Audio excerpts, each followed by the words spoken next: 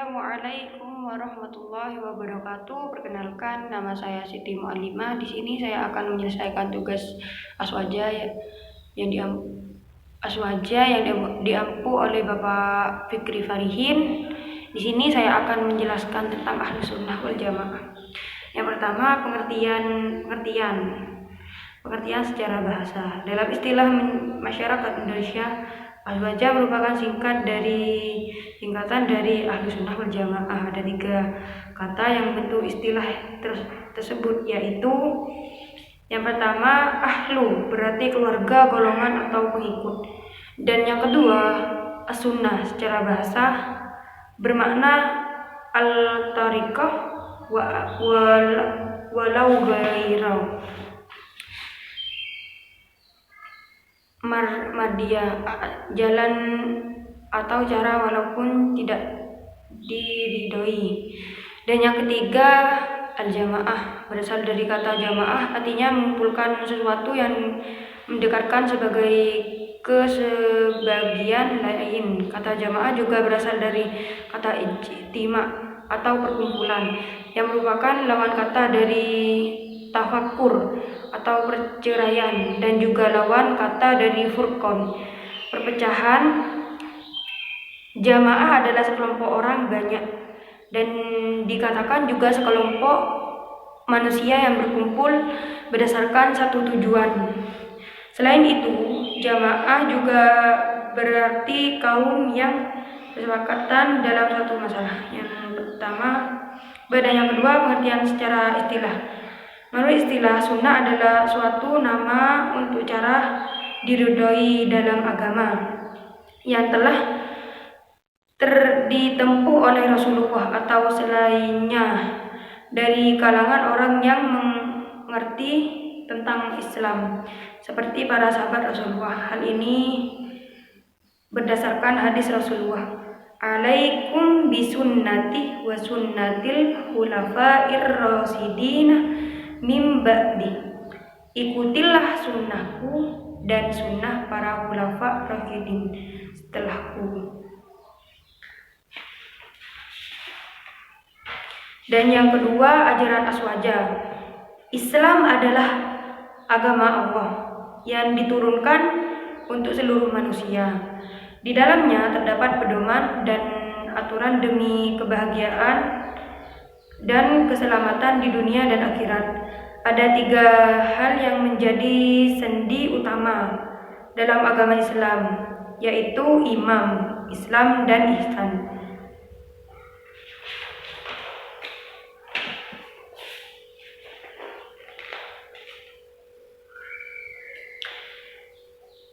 Ikhtisar perbedaan ajaran antara kelompok dalam teologi akidah. Rukun Islam. Menurut aswaja ada 5: syahadat, sholat, puasa, zakat, haji.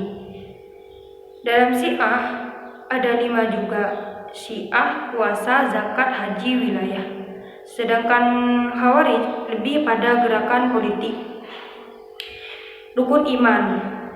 Iman kepada yang pertama Allah, para malaikat Allah, kitab-kitab Allah, para rasul Allah, hari akhir, qada dan qadar. Sedangkan Syiah ada 5 rukun iman: tauhid, nubuwah, imamah, al-adl, al-ma'ad.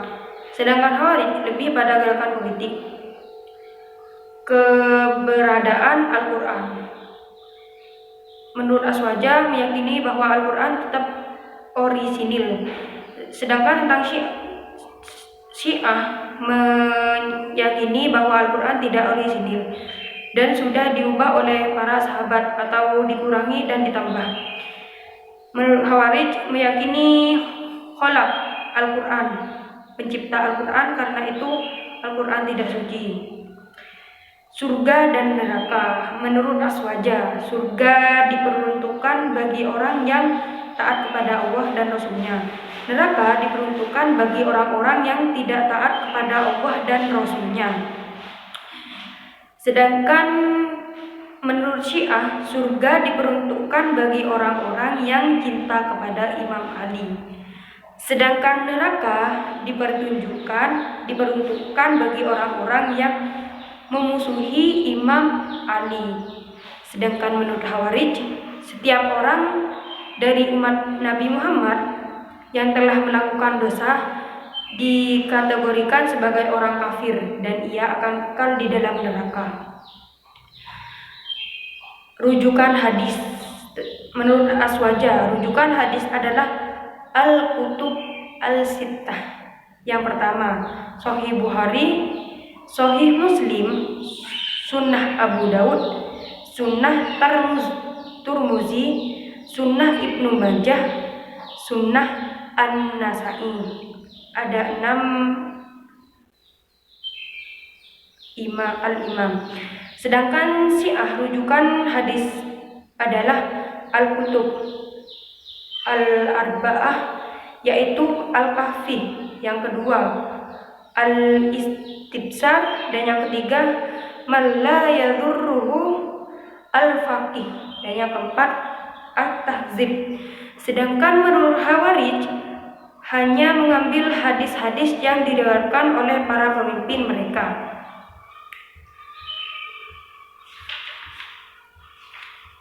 Dan yang selanjutnya, ciri-ciri khas akidah Ahlussunnah wal Jamaah.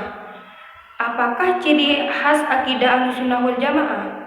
Yaitu adalah antara lain Ahlussunnah wal Jamaah meyakini bahwa Allah itu ada tanpa arah dan tanpa tempat. Hal ini diantara yang membedakan Ahlussunnah wal Jamaah dengan aliran-aliran yang lain. Terdapat sekian banyak dalil, baik Al-Quran, hadis, dan dalil-dalil akli yang menunjukkan bahwa Allah ada tanpa arah dan tempat-tempat Allah. Allah berfirman, Laisa kamislihi syai'un. Tidak ada sesuatu pun yang serupa dengan Dia. Tanpa tempat dan tanpa arah, seperti yang dikatakan oleh Sayyidina Ali bin Abi Thalib, Kana Allahu wa la makana wa huwal ana ala ma alaihi kana. Allah itu ada sebelum adanya tempat, dan keberadaan Allah sekarang seperti keberadaannya sebelum adanya tempat. Dan yang selanjutnya, dasar-dasar akidah Ahlussunnah wal Jamaah. Pokok-pokok keyakinan yang berkaitan dengan tauhid dan lain-lain menurut Ahlussunnah wal Jamaah harus dilandasi oleh dalil dan argumentasi yang definitif atau qat'i dari Al-Quran, hadis, ijma' ulama, dan argumentasi akal yang sehat. Para ulama yang menulis karangan-karangan dalam membantah aliran-aliran ahli bid'ah dan kelompok-kelompok yang menyimpang selalu didasarkan pada dalil-dalil tersebut secara hierarkis. Dalam konteks ini, Imam Al-Ghazali mengatakan, wa ahlun nadhari fi hadal ilmi yatamassakuna awwalan biyatillahi ta'ala minal Qur'an, summa bi akhbarir Rasulillahi sallallahu alaihi wasallam, summa bid dalailil aqliyati wal barahinil qiyasiyah. Ahli nalar dalam ilmu akidah ini pertama kali berpegangan dengan ayat-ayat Al-Quran, kemudian dengan hadis-hadis Rasulullah, terakhir dengan dalil-dalil rasional dan argumentasi analogis.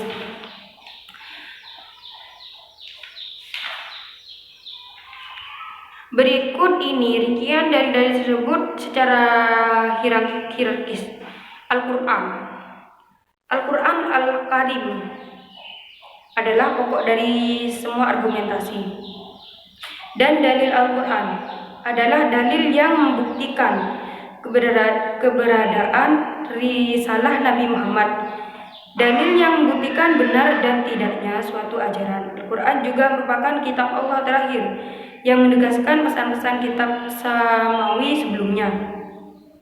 Allah memerintahkan dalam Al-Quran agar kaum muslimin senantiasa mengembalikan persoalan yang diperselisihkan kepada Allah dan Rasul-Nya. Fa inna tanaza'tum fi syai'in faruddu ilallahi war rasul. Kemudian jika kamu berlainan pendapat tentang suatu, maka kembalikanlah ia kepada Allah, Al-Quran dan Rasul sunnahnya. Quran Surat An-Nisa ayat 59. Hadis. Yang selanjutnya tentang hadis. Hadis adalah dasar kedua dalam penetapan akidah-akidah dalam Islam. Tetapi tidak semua hadis dapat dijadikan dalam menetapkan akidah. Hadis yang dapat dijadikan dasar dalam menetapkan akidah adalah hadis yang perawinya disepakati dapat dipercaya oleh para ulama. Sedangkan hadis yang perawiannya masih diperselisihkan oleh para ulama tidak dapat dijadikan dasar dalam menetapkan akidah, sebagaimana kesepakatan para ulama ahli hadis dan fuqaha yang mensucikan Allah dari menyerupai makhluk.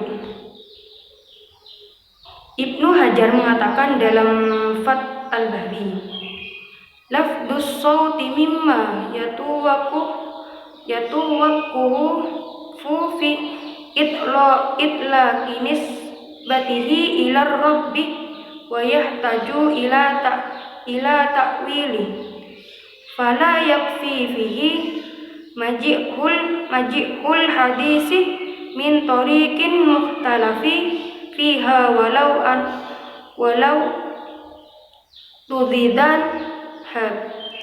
Kata suara yang terdapat dalam redaksi hadis tidak dapat dinisbatkan kepada Tuhan dan butuh untuk ditakwil. Jadi dalam masalah akidah ini tidak cukup didasarkan pada hadis yang datang dari jalur yang diperselisihkan meskipun diperkuat oleh jalur yang lain. Dan yang ketiga, ijma ulama. Ijma ulama yang mengikuti ajaran ahlul haq dapat dijadikan argumentasi dalam menetapkan akidah. Dan yang keempat, akal. Dalam ayat-ayat Al-Quran telah mendorong hamba-hambanya agar merenungkan semua yang ada di alam jagat raya ini agar dapat mengantar pada keyakinan tentang kemahakuasaan Allah. Dalam konteks ini Allah berfirman, awalam yanzuru fi malakutis samawati wal ard, yang artinya, dan apakah mereka tidak memperhatikan kerajaan langit dan bumi? Quran Surat Al-A'raf ayat 185. Allah juga berfirman,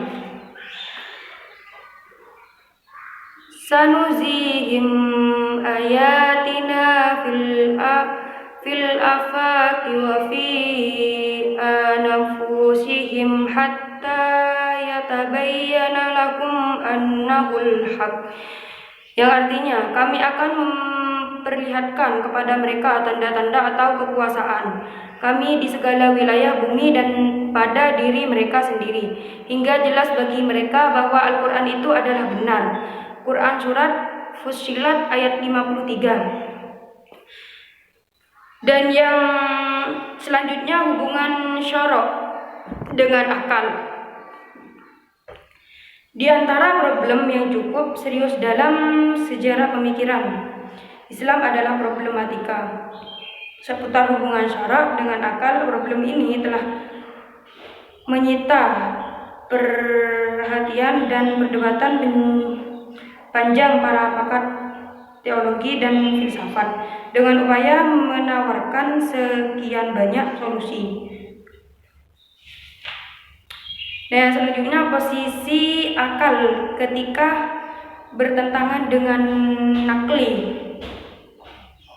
Sekarang apabila Ahlussunnah wal Jamaah menggabungkan antara nakli dengan akal, maka apa yang harus didahulukan ketika terjadi pertengkaran antara ketetapan nakli dengan ketetapan akal?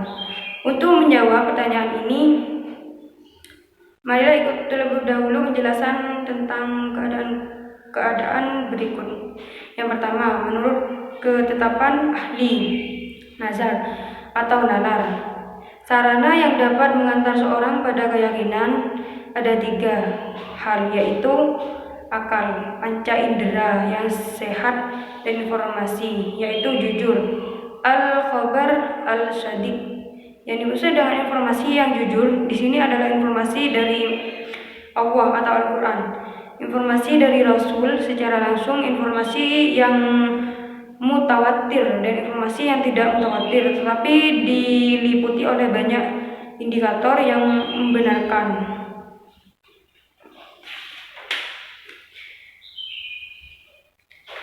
Yang kedua, Islam adalah agama nakli yang diperkuat dalam akal. Dan yang ketiga, pertentangan tidak akan terjadi antara ketetapan akal dengan ketetapan nakli ketika nakli tersebut berupa nas atau teks yang definisi datangnya qat'iyah al-wurud dan definisi maksudnya qat'iyah an-nakli. Dan keempat, berapa pokok akidah dalam Islam yang paling penting ternyata kebenarannya hanya dapat dibuktikan berdasarkan argumentasi akal. Dan yang kelima, sebenarnya teori bahwa ketetapan akal harus didahulukan ketika terjadi pertentangan antara ketetapan akal dengan ketetapan nakli atau melakukan takwil terhadap nakli. Ketika bertentangan dengan ketetapan akal yang definitif tidak hanya diambil oleh mazhab Al-Asy'ari saja. Teori tersebut sebenarnya teori umum di kalangan ilmuwan muslim dalam berbagai disiplin sejak generasi salaf. Misalnya Al-Imam Al-Hafidh Al-Khatib Al-Baghdadi mengatakan, idza rawas siqatul ma'munu khabaram muttasilal isnadi radda bi umuri ahaduha an ayya khalifah mujibatil ukuli fayu'lamu butlanu lianna sar'a inna ma yaridu bihujawazatil ukul wa amma bihilafil ukuli fala. Apabila seorang perawi yang dapat dipercaya dan jujur meriwayatkan hadis yang bersambung sanadnya, maka hadisnya dapat ditolak berdasarkan beberapa alasan.